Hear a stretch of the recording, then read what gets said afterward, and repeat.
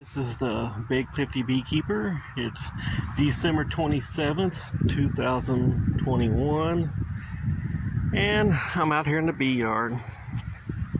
I am guilty. I've procrastinated. I put it off. I haven't done a lot of winterization. But truthfully, we haven't had a whole lot of winter. But that's actually the bad part. You know, when it's cold and they cluster, they're not eating as much. Like right now, it's 65 degrees, and as you can see, I have bees flying. Well, when they're flying, they're using up energy. Well, in the wintertime, there's no nectar flow. There's nothing for them to eat. You might occasionally see them bringing in what looks like pollen, and it could be some blooming winter flowers, possibly. More likely they're getting into cattle feed or chicken feed, or I've even heard of them getting into sawdust and packing it in their baskets and bringing it in because they're looking for protein. I keep pollen out for them year round. And there will be some beekeepers that argue that point, and that's fine. You do how you like. I'm going to do what has worked for me. I also put these entrance feeders on them in the wintertime. I put them and I block it off and leave them a little entrance on the opposite side. That way, if any robber bees do come around messing around, they're going to have to go over here and they're going to meet the rest of the colony. So I haven't had any trouble with robbing out of this, and I mix it thick, 2-3 to 1, and that way when it's warm like this, they have something to consume besides any stores they might have, because this kind of weather is hard on them. Cold and hot and cold and hot. You know, gets cold and they cluster, gets warm, they fly. Well, they're burning more carbohydrates trying to keep warm and then uncluster and flying, and keep warm and uncluster and fly, and nothing coming in. They could quickly eat through their stores and starve to death. I'm actually pretty certain that I've got 2 dead outs right now.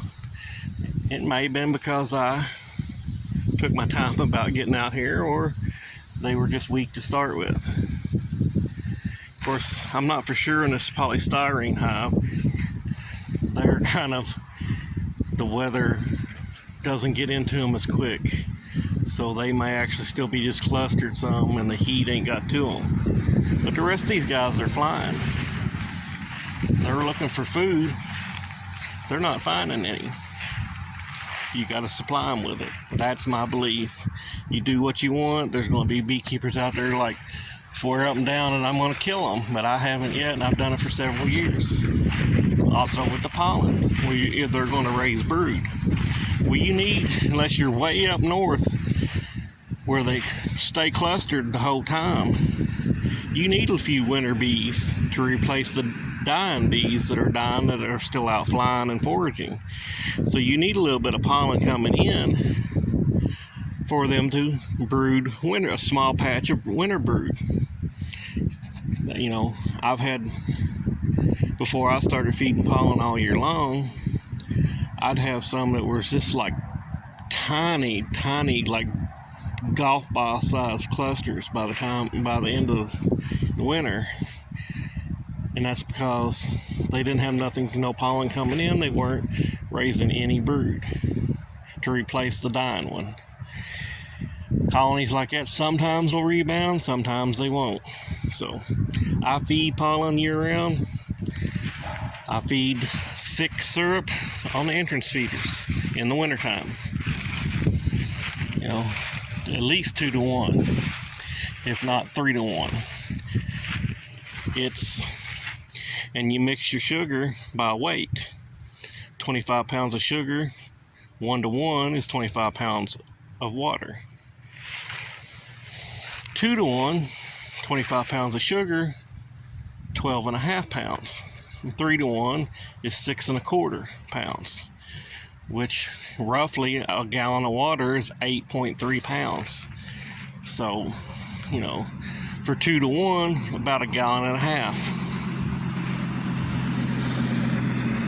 You know, you just got to sit down and kind of do the math. But I just figured I'd give you a little update. I know I haven't put nothing out for a while.